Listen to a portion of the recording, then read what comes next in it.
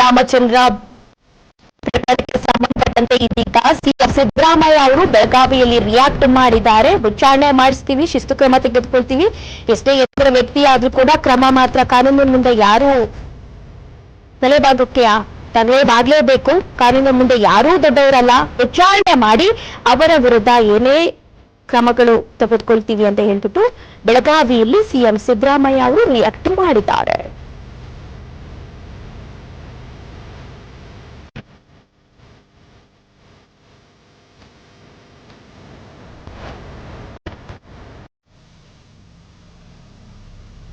ಬರಬಾರದು ಅಂತ ಯಾಕೆ ಹೇಳಿದ್ರು? ನಾವು ಅದ್ರ ಬಗ್ಗೆ ವಿಚಾರಣೆ ಮಾಡಿಸ್ತೀವಿ. ನನಗೆ ಬೆಳಿಗ್ಗೆ ಗೊತ್ತಾಯ್ತು. ಆಮೇಲೆ ಅವ್ರ ಮೇಲೆ ಶಿಸ್ತಿನ ಕ್ರಮ ತಗೋತೀವಿ, ಶಿಸ್ತು ಕ್ರಮ ಜರುಗಿಸ್ತೀವಿ. ಎಷ್ಟೇ ಎತ್ತರದ ಅಧಿಕಾರಿಯಾದ್ರೂ ಕೂಡ ಕಾನೂನಿಗಿಂತ ಯಾರು ದೊಡ್ಡವರಲ್ಲ. ಅವ್ರ ಮೇಲೆ ಶಿಸ್ತಿನ ಕ್ರಮ ತಗೊಳ್ತಕ್ಕಂಥ ಅದನ್ನ ವಿಚಾರಣೆ ಮಾಡಿ ಆಮೇಲೆ ಕ್ರಮ ತಗೊಳ್ತೀವಿ. ಜನಾರ್ದನ್ ರೆಡ್ಡಿ ಅವರು ಸಹ ತಮ್ಮ ಮೇಲೆ ಆರೋಪ ಮಾಡಿದ್ರೆ 12 ಜನ ಸಚಿವರು ಮತ್ತು ತಾವು ಸೇರಿ ರಾಜ್ಯವನ್ನು ಲೂಟಿ ಮಾಡ್ತಾ ಇದ್ದೀರಿ ಅಂತ ಪ್ರೆಸ್ ಮೀಟ್ ಮಾಡಿದ್ರು. ಲೂಟಿ ಮಾಡಿ ಜೈಲಿಗೆ ಹೋಗಿದ್ದಾರೆ.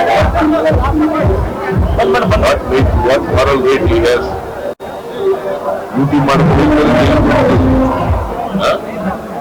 ಮತ್ತೆ ಅವರು ಬಳ್ಳಾರಿಗೆ ಬರಬಾರದು ಅಂತ ಯಾಕೆ ಹೇಳಿದ್ರು?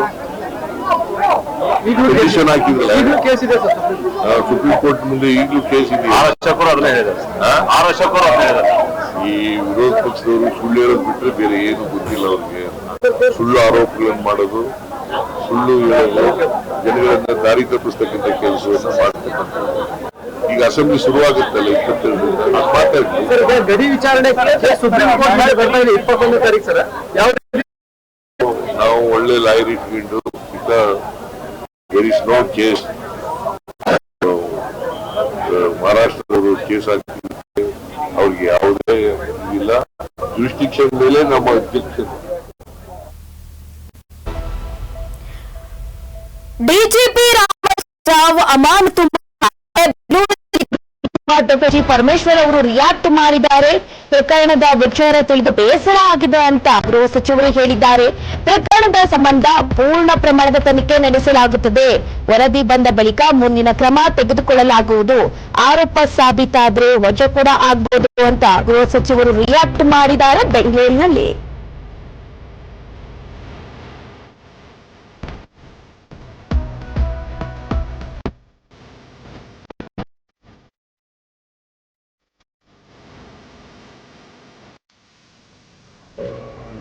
ಸಂದರ್ಭದಲ್ಲಿ ಮಾಧ್ಯಮದಲ್ಲಿ ಬರ್ತಾ ಇದೆ ಅನ್ನೋದು ಹೇಳಿದ್ರು.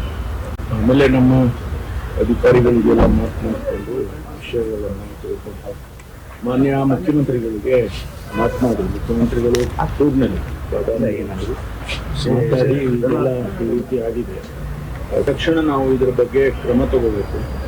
ಇಂಥದ್ದನ್ನೆಲ್ಲ ಇಲಾಖೆಯಲ್ಲಿ ನಡೆಯೋದಕ್ಕೆ ಬಿಡಬಾರದು. ಕಾರಣಕ್ಕೆ ಅವ್ರು ಎಷ್ಟೇ ದೊಡ್ಡವರಿರಲಿ, ಹಿರಿಯವರಿರಲಿ, ಯಾರೇ ಇರಲಿ ಅಂತ ಹೇಳಿದ್ಮೇಲೆ ಅವರು ಕೂಡ ಸೂಚನೆ ಕೊಟ್ಟು ಇಮಿಡಿಯೇಟ್ ಆಗಿ ಅವರಿಗೆ ಸಸ್ಪೆಂಡ್ ಮಾಡಿ ಎನ್ಕ್ವೈರಿ ಮಾಡಿ, ಆಮೇಲೆ ಅವರಿಗೆ ಅವರೇನು ಹೇಳಿಕೆ ಕೊಟ್ಟಿದ್ದಾರೆ ಅದು ಸುಳ್ಳು ಹಾಗೆ ಎಂಥದ್ದೇನಾದ್ರು ಇದ್ರೆ ಅದೇ ಆನಂತರ ನೋಡೋಣ. ಆದರೆ ಮೇಲ್ನೋಟಕ್ಕೆ ಇದು ಕಾಣಿಸ್ತಾ ಇರೋದ್ರಿಂದ ಅದನ್ನ ಇದು ಯಾರಿಗೂ ಗೌರವ ತರೋದಿಲ್ಲ ಅಂತ ಹೇಳಿ ಹೇಳಿದ್ಮೇಲೆ ಸಸ್ಪೆಂಡ್ ಮಾಡಿ ಮುಂದೆ ಎನ್ಕ್ವೈರಿ ಆಗುತ್ತೆ.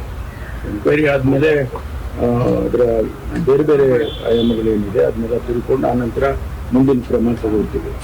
ತಮ್ಮ ಭೇಟಿಗೂ ಕೂಡ ಬಂದಿದ್ರು ಸರ್ ಅವರು ನಿನ್ನೆಯಲ್ಲಿ. ಅದೇ ಹೇಳಿದ್ರು, ನನಗೆ ಮಲಗಿದ್ದೆ ಅಲ್ಲ, ನಾನು ಬಂದಿದ್ರಂತೆ. ನಾನು ನೋಡೋಕ್ಕಾಗಿಲ್ಲ, ನೋಡ್ತಾನೆ ಹೋಗ್ಲಿಲ್ಲ. ಯಾಕಂದ್ರೆ ಇಂಥ ಸನ್ನಿವೇಶದಲ್ಲಿ ನಾವು ಬಹಳ ಇದಾಗಿ ಇರ್ಬೇಕಾಗ್ತದೆ. ಅದಕ್ಕೋಸ್ಕರ ನಾನು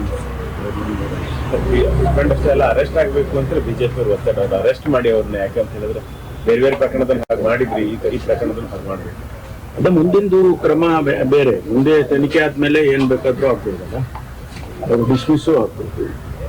ಅದರಿಂದ ಈಗ ನಾವು ಇಮಿಡಿಯೇಟ್ ಆಕ್ಷನ್ ತಗೊಳ್ಬೇಕು ಅಂತ ಹೇಳಿ ತಗೊಂಡಿದ್ದೇವೆ. ಅದನ್ನ ಯಾವುದೇ ಮುಲಾಜಿಲ್ಲದೆ ನಾವು ಹಿರಿಯರು, ಸೀನಿಯರ್ ಆಫೀಸರ್ ಅದೆಲ್ಲ ಏನು ನೋಡಿದೇನೆ ನಾವು ಇಮಿಡಿಯೇಟ್ ಆಗಿ ಆಕ್ಷನ್ ತಗೊಂಡಿದ್ದೇವೆ.